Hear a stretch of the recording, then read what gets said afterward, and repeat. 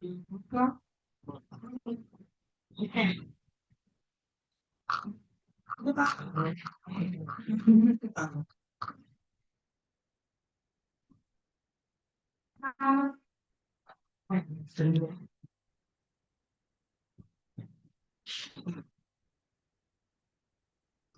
halo.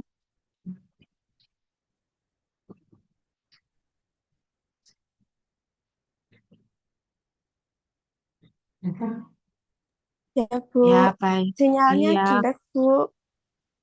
Hah? Sinyal saya jelek, Bu. Sinyalnya Mati listrik. jelek. Iya, bentar, Bu. Oh, rumahnya mana toh? Piungan, Bu. Piungan. Iya. Oh, Tadi mati listrik. komunikasi verbal ya, Bu.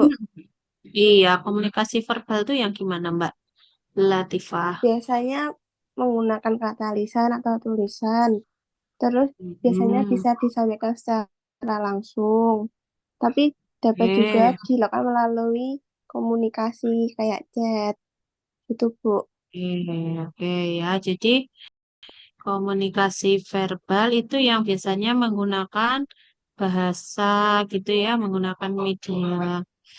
Sementara kalau yang non-verbal, nggak bisa share screen ya, saya. Ternyata lupa.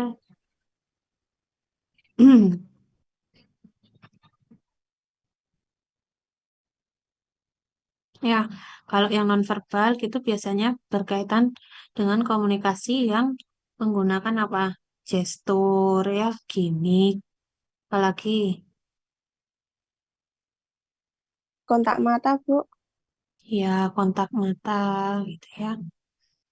Nah, ini ya, jadi nanti harapannya setelah mempelajari materi ini, kalian bisa menerapkan komunikasi efektif dengan teman sejawat ya. Dan bisa mengidentifikasi hambatan dalam komunikasi dengan teman sejawat dan cara mengatasinya itu bagaimana. Nah, sebelum masuk jauh, Bu Arta mau tanya teman sejawat itu siapa sih? Kalau bagi kalian, siapa teman sejawat? Yang dimaksud dengan teman sejawat itu siapa aja?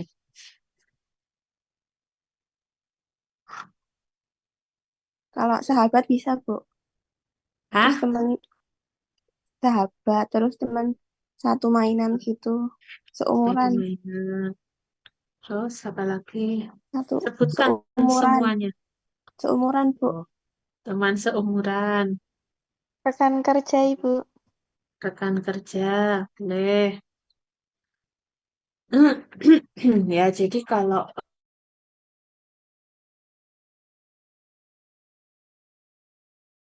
kan yang dia berada di satu lingkungan dengan kita ketika bekerja ya. Nah, berarti kalau kalian itu teman sejawatnya siapa? Teman sejawatnya itu berarti kalau di lingkungan kerjanya siapa kira-kira saat ini? Kalau Mbak Latifah kan sejawatnya siapa?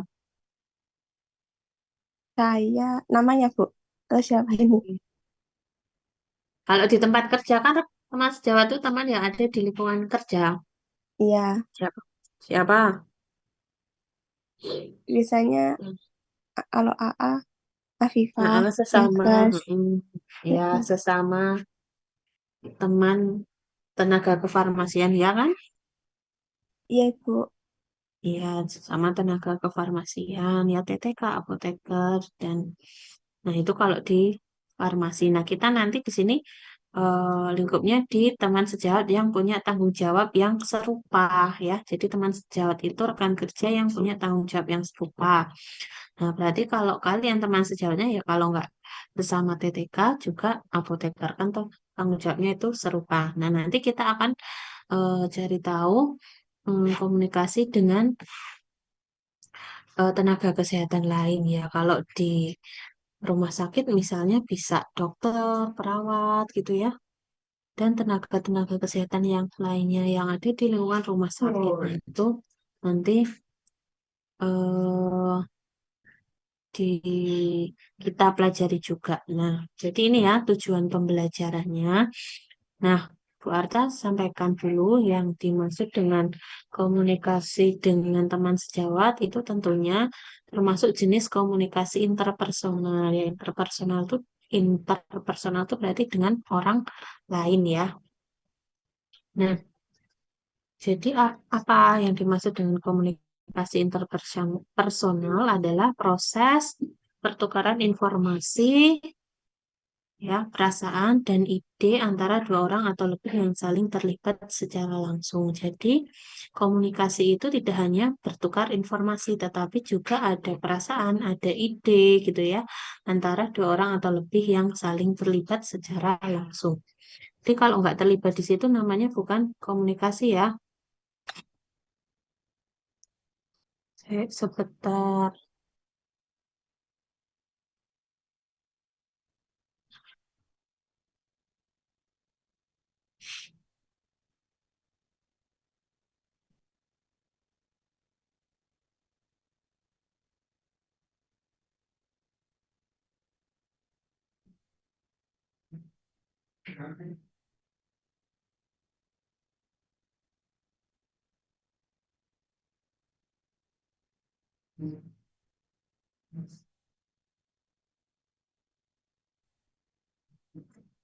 Oke, kemudian,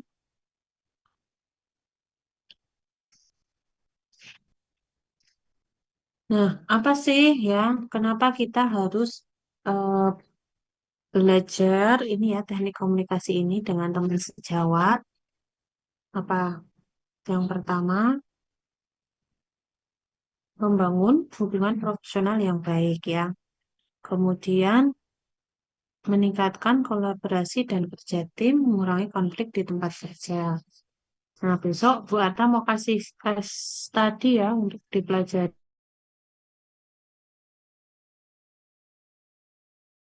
Bisa nggak di jam pagi?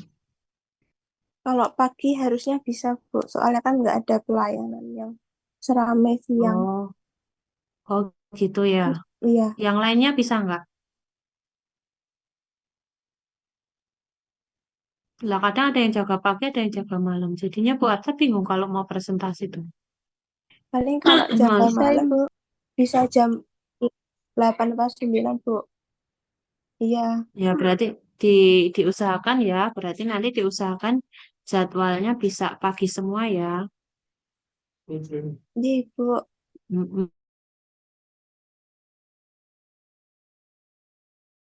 Baca aja gitu ya. Jadi, Bu. Ya kemudian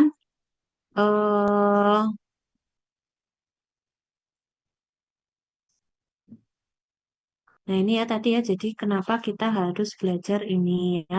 eh yang apa? Manfaatnya ini ya, ada tiga ini, atau pentingnya ini urgensinya, membangun hubungan profesional, meningkatkan kolaborasi dan kerja tim, dan mengurangi konflik di tempat kerja. Kemarin sama Bu Tere dibanyakin cerita ya.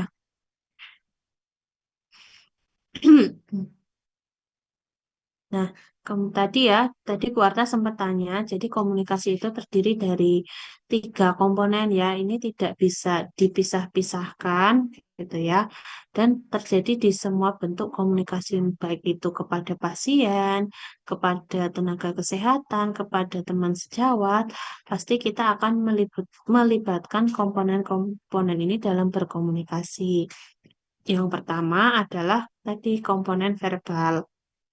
Nah, verbal itu berkaitan, namanya aja verbal ya, berarti berkaitan dengan kata-kata yang digunakan dalam percakapan. Jadi nanti kalau berkomunikasi tentu yang paling utama itu adalah kata-kata. Kemudian dibantu dengan komunikasi dengan non-verbal ya, ada ekspresi wajah gitu ya, gerakan tubuh, kontak mata. Nah, mungkin kemarin waktu ujian itu kemarin kita ujiannya kan masalahnya online ya, jadi mungkin kurang bisa melihat secara luas gitu ya, mana gerakan tubuhnya, gesturnya, mana kalau On cam sih bisa ya, ekspresi wajah bisa, kontak mata. Nah, ini yang agak susah diamati sama Bu Atta kemarin, gerakan tubuh dan kontak mata. Ya, agak susah kalau online tuh.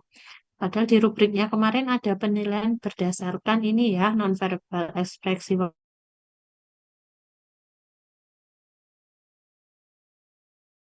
Mudah-mudahan nanti di UAS ada hmm, ada apa ya, waktu untuk ujiannya offline ya. Kemudian yang ketiga adalah komponen para language ya, di luar bahasa atau di luar kata-kata, yaitu melibatkan tiga hal atau tiga aspek, yaitu intonasi, kecepatan bicara, dan volume suara. Nah, teman-teman juga tahu kemarin ya, mungkin ada yang tipe-tipe kalau ngomong tuh cepat gitu ya. Nah, kemarin juga dinilai waktu ujian tuh, ini berbicaranya lambat atau cepat, mudah, jelas gitu ya. Kemudian yang kedua adalah volume suara ya, karena online kemarin tuh yang praktek tuh kadang-kadang ada yang terkendala sinyal gitu ya. Kemudian yang ketiga, intonasi ya. Intonasi itu penekanan-penekanan di mana yang harus ditekankan, mana yang harus lembut gitu ya. Itu namanya intonasi. Nah, ini kemarin ya sudah Bu Arta sampaikan ya. Jadi Bu Teres sampaikan ke Bu Arta. Bu Teres sampaikan, jadi pada komunikasi dengan teman sejawat itu juga tidak melupakan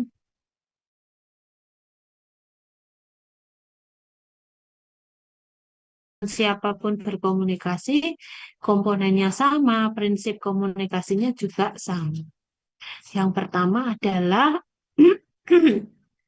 komunikasi yang efektif itu adalah komunikasi yang klaritas. Ya, apa itu klaritas?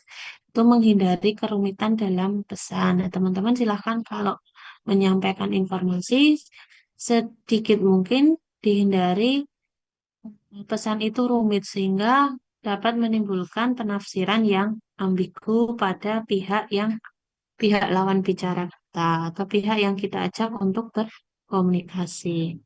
Yang kedua itu adalah teman-teman harus menerapkan apa namanya keterbukaan, apalagi kita adalah tenaga kesehatan yang kita layani ini adalah pasien, di mana pasien itu mereka sudah ini ya terbebani dengan permasalahan kesehatan mereka sehingga ketika kita atau ini kebetulan dengan pasien ya. Kalau dengan pasien ya kita harus benar-benar terbuka, artinya mendengarkan dengan penuh perhatian, jangan mengejudge dulu ya. Jadi kita dengarkan dulu, baru kita berikan saran ataupun solusinya. Begitu juga dengan teman sejawat ketika kita berada di tempat kerja, sebaiknya bukan sebaiknya itu wajib gitu ya mendengarkan ya apa yang mereka keluh kesahkan atau yang mereka informasikan kepada kita. Intinya jangan memberikan asumsi terlebih dahulu terhadap informasi yang akan diberikan.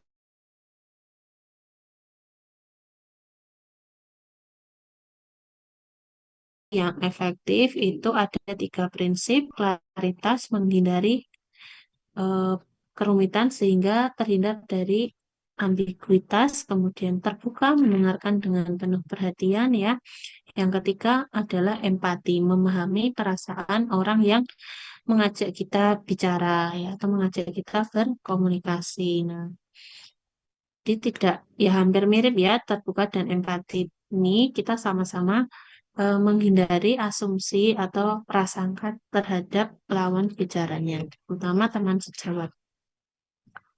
Kemudian, jenis-jenis komunikasi yang bisa dilakukan dengan teman sejawat itu banyak macam ya. Ada komunikasi langsung atau face to face gitu ya. Komunikasi melalui media, email, pesan, teks, dan telepon. Dan yang ketiga adalah komunikasi verbal dan non-verbal. Nah, ini nanti silahkan dicari Apa saja kelebihan dan kekurangan dari komunikasi langsung, kemudian komunikasi melalui media. Silahkan dicari ya, nanti Bu disampaikan di WhatsApp aja. Kemudian yang selanjutnya ini ya, hambatan dalam berkomunikasi. Kalau kemarin sudah disampaikan Bu Tere, hambatan komunikasi itu ada hambatan fisik ya, hambatan bahasa, hambatan adat gitu ya. Nah, ini beberapa hambatan yang bisa teridentifikasi ketika kita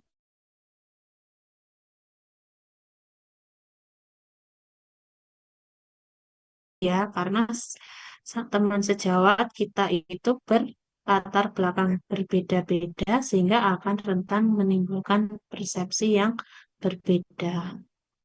Kemudian adanya gangguan fisik ya, bisa karena suara yang tidak jelas atau jarak yang jauh atau tidak satu lokasi gitu ya. Ini tentu juga akan menjadikan hambatan ketika kita berkomunikasi dengan teman sejawat. Kemudian yang ketiga dari aspek emosi ya. Hmm, kapan dan saat apa emosi teman sejawat kita yang kita ajak bicara itu juga akan menjadi hambatan, bisa jadi menjadi hambatan ketika dalam berkomunikasi. Nah, sehingga nanti solusinya bagaimana ketika kita menemui hambatan-hambatan dalam komunikasi tadi. Nah, ini ada tiga ya cara mengatasi hambatan komunikasi ya. Jadi untuk menghindari adanya perbedaan persepsi, kita saat berkomunikasi harus memberikan konsentrasi yang baik ya. Supaya apa? Supaya tidak terjadi penafsiran yang berbeda saat berkomunikasi. Kemudian yang kedua ya, untuk menghindari perbedaan persepsi juga bisa kita tadi ya yang Bu Arta sudah sampaikan, menghindari asumsi dan prasangka ya, sehingga positive thinking dulu ya. Jadi sama sama teman sejawatnya positive thinking dulu, jangan negative thinking sehingga karena kalau sudah negative thinking biasanya asumsinya yang timbul ya dan prasangkanya. Kemudian yang ketiga, supaya tadi ya jelas suaranya, kemudian berkaitan dengan adat istiadat, kita menggunakan bahasa yang jelas dan mudah dipahami ya. Karena kita di Indonesia, berarti kita kalau kita tidak berada di apa ya, kita bukan berasal dari tempat tersebut, kita menggunakan bahasa nasional yang mudah dipahami ya harusnya. Tetapi mungkin pada populasi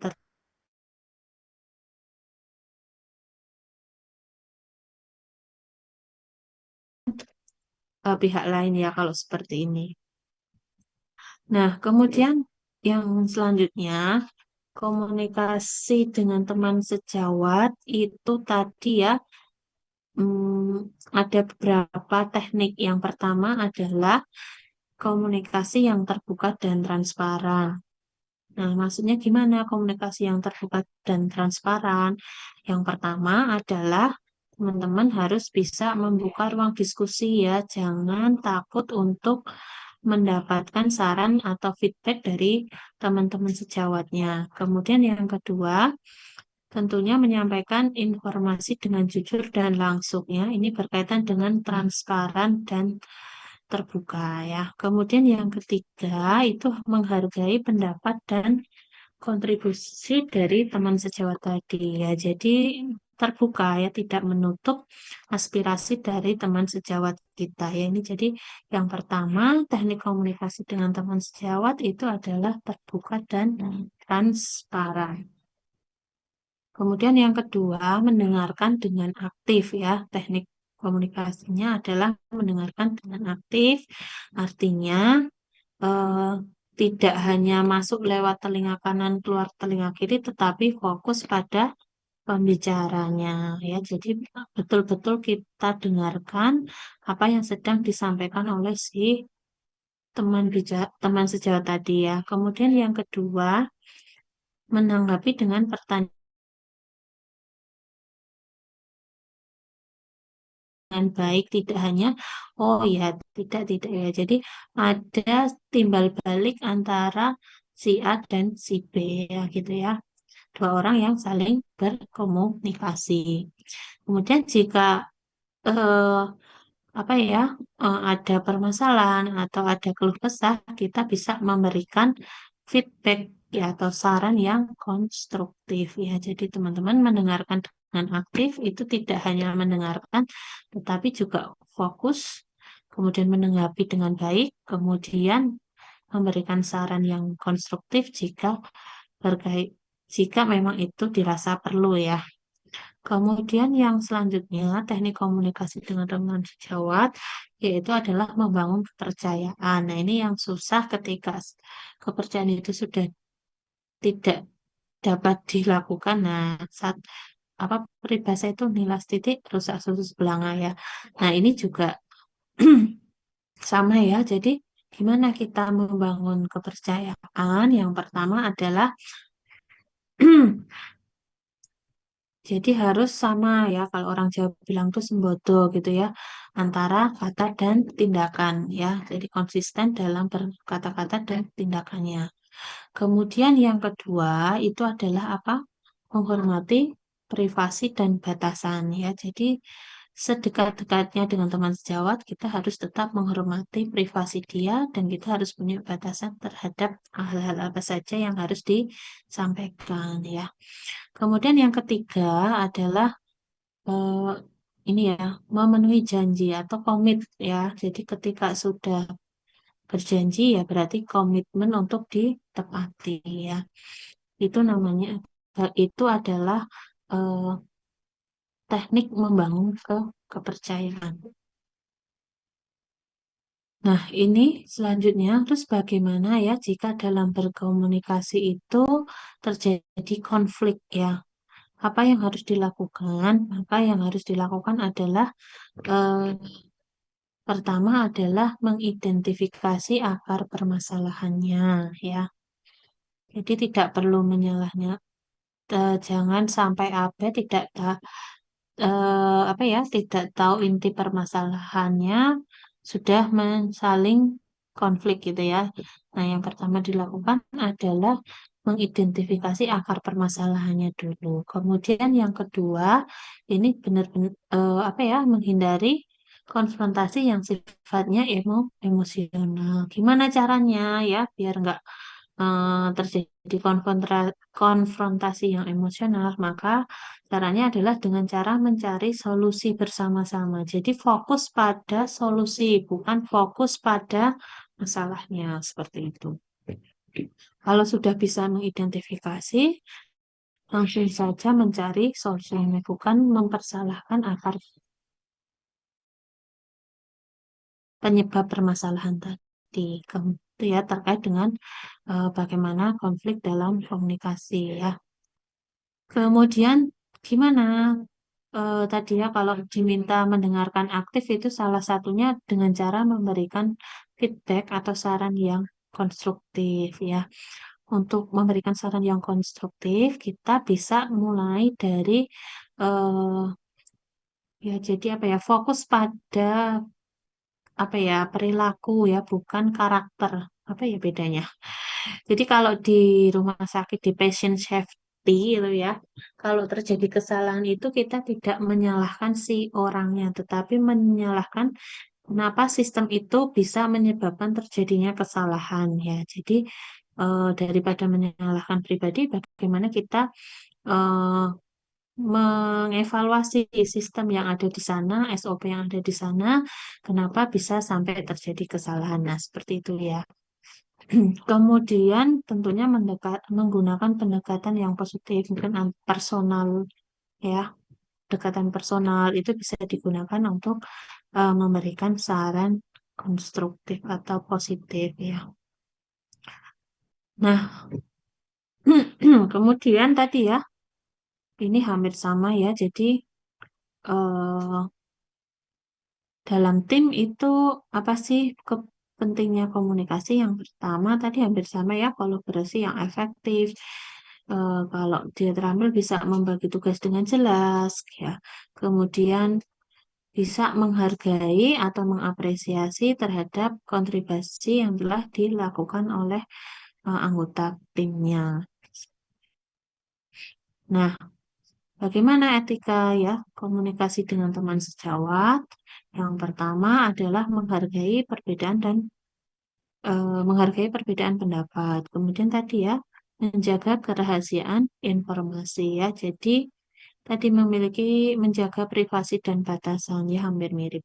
Kemudian yang ketiga adalah bersikap sopan dan menghargai waktu orang lain. Ya, ini berkaitan dengan menepati janji tadi ya. Jadi menghargai waktu merupakan salah satu cara menepati berkomitmen ya. Kemudian bagaimana ketika kita komunikasi dalam situasi sulit ya, ketika berada di lingkungan kerja, tentunya yang harus dilakukan adalah menjaga ketenangan dan jangan panik gitu ya. Kemudian tidak menggunakan atau menghindari kalimat-kalimat yang memicu pertentangan ya. Jadi lebih adem gitu ya, tidak panik. Kemudian yang terakhir adalah fokus pada solusi ya.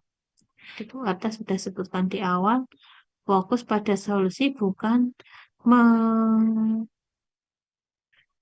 terlalu terfokus pada masalah atau akar permasalahannya. Sehingga waktunya habis terbang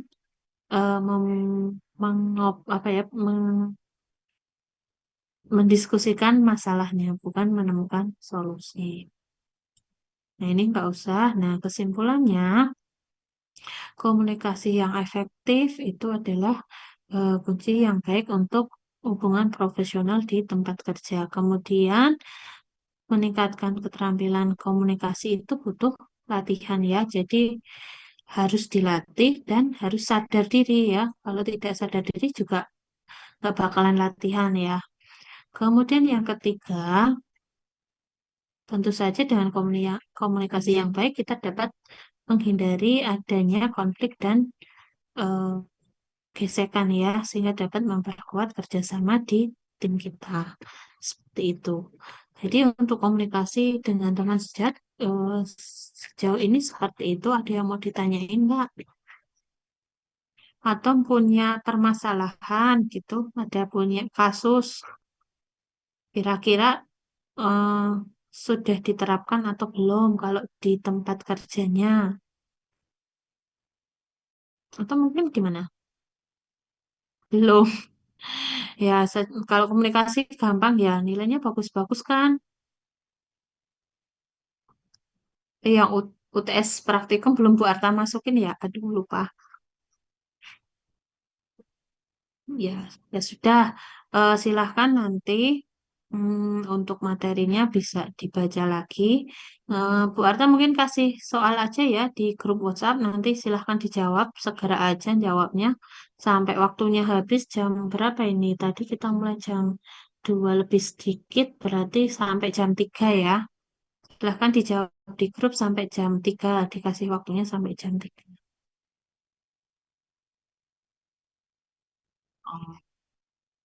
Oh iya, ya nggak apa-apa. Silahkan nanti dijawab di grup ya. Sampai jam 4 gitu. Oke, Ya, Bu. oke. Ya, baik. Terima kasih untuk partisipasinya di eh, siang hari ini. Kita satu SKS aja ya. Mm, Satu SKS aja. Berarti sampai jam 3 gitu ya waktunya. Tapi tadi ada yang minta sampai jam 4 karena sebetulnya jamnya Bu Arta sampai jam 4 gitu kok ya. Oh ya, ya, ya udah. Ya udah gitu aja. Terima kasih. Ku ada cukup sekian. Mohon bila ada salahnya. Assalamualaikum warahmatullahi wabarakatuh. Waalaikumsalam. Terima kasih ya, Ibu. Oke,